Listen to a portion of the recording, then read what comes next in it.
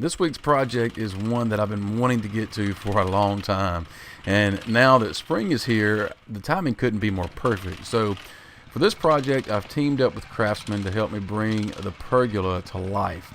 The first thing that I needed to do here was to dig a couple of holes for the 6x6s that will hold up the rest of the structure, and I made sure to dig those holes that they were going to be wide enough and deep enough to support the completed project. And this is going to be placed right outside the patio, behind a small picket fence that separates the patio from the yard.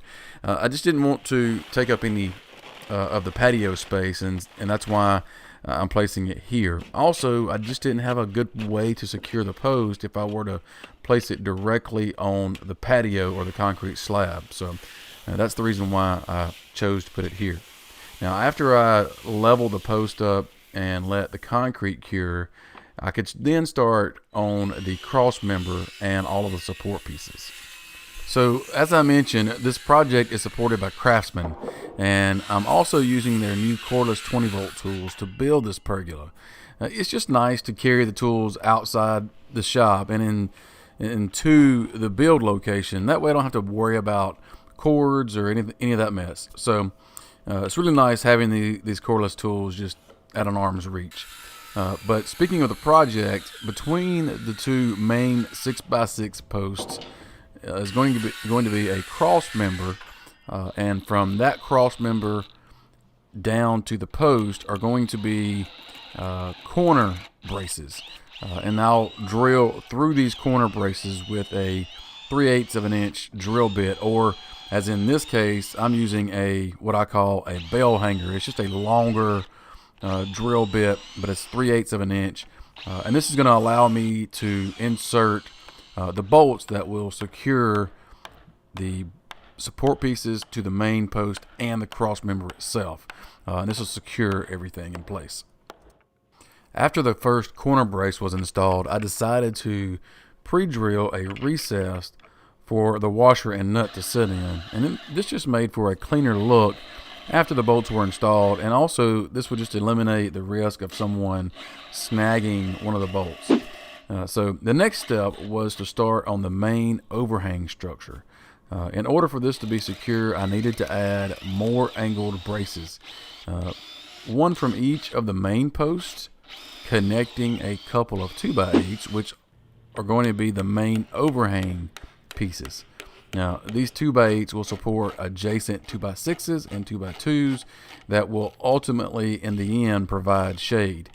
Another angled brace on the back of each main post, also connecting to the 2x8s, will act as counterweights to support the overhang. This will all make sense once you see the structure start coming together. But getting these little corner braces and the bolts in the right location is really an important part of this build, because this is a two-legged pergola versus a four-legged pergola. So this is a really cool design. I have to give credit to several places online. I just kind of grabbed different elements from different styles and just kind of made it my own. But really excited about this design, especially on a small patio like I have. And this is going to fit in a smaller area where you don't have room for four main posts. Now, as you can see, these are the rear support braces acting as counterweights. This is an important part of the overhang. Without these braces in place, the overhang would likely sag over time. Now, once all the braces were in place and secured, I could go ahead and start on the 2x6s. Now, each one of these 2x6s would receive a decorative curve cut out on each end to add some visual interest. The way I went about creating these curves was with a paint stick or a stirring stick. I measured and marked 1-inch increments and drilled a hole at each measurement. And then I secured the stick with a nail at the 0 measurement and used a pencil at any of the other marks, whatever your desired curve should be, to create a consistent curve I could then cut out.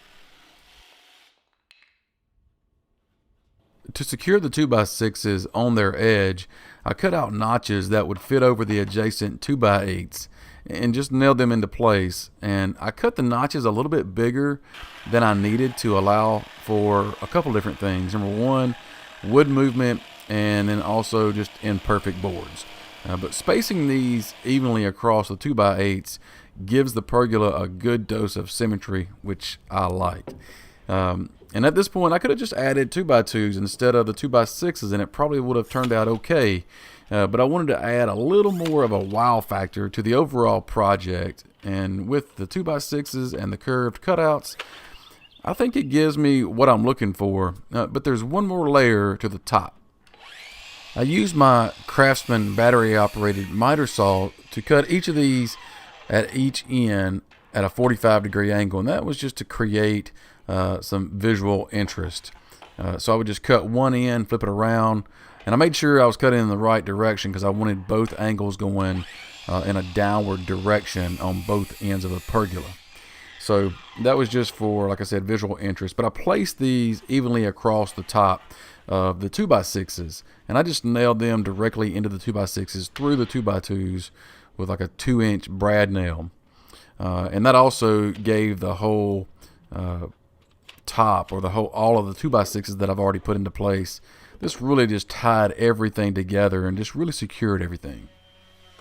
The final steps here are to sand away the rough areas, stain it, and add a protective finish.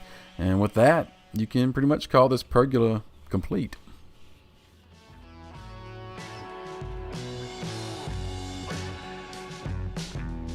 So as you can see, we're finished. I added some outdoor party lights to match the outdoor kitchen area. That's a project that I just finished here recently. So if you missed that project, be sure and check it out.